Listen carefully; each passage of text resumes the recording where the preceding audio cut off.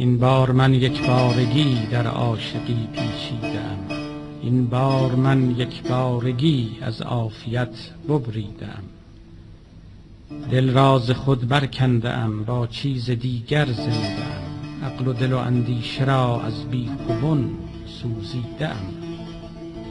ای مردمان ای مردمان از من نیاید مردمی، دیوانه هم نندیشد آن کاندر دل اندیشیدم. دیوانه کوکب ریخته از شور من بگریخته، من با اجل آمیخته در نیستی پریدم. امروز عقل من ز من یک بارگی بیزار شد، خواهد که ترساند مرا پنداشت من نادیده ام. من خود کجا ترسم از او، شکلی بکردم بهر او. من گیج کی باشم ولی قاصد چنین گیجیدم. از کاسه استارگان و از خون گردون فارغم، بهر گدارویان بسی من کاسه ها لیسیدم.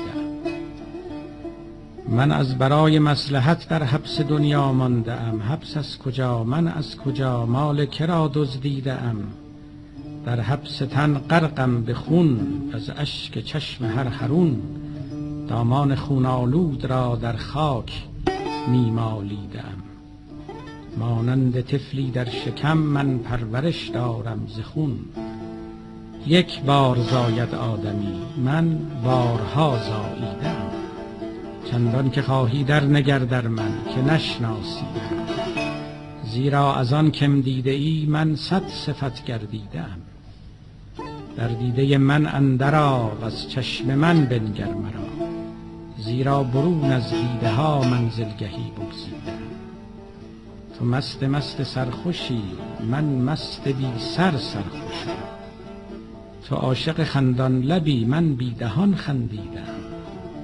من طرفه مرغم کز چمن با اشتهای خویشتن، بی دام و بی گیرنده ای اندر قفس خیزیده ام.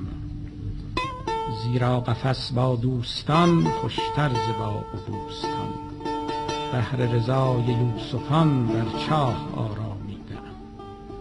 در زخم او زاری مکن، دعوی بیماری مکن، 100 جان شیرین داده ام تا این بلا بخریدم. پوسیده ای در گور تن، رو پیش اسرافیل من، کز بهر من در سوردم، کز گور تن ریزیده ام.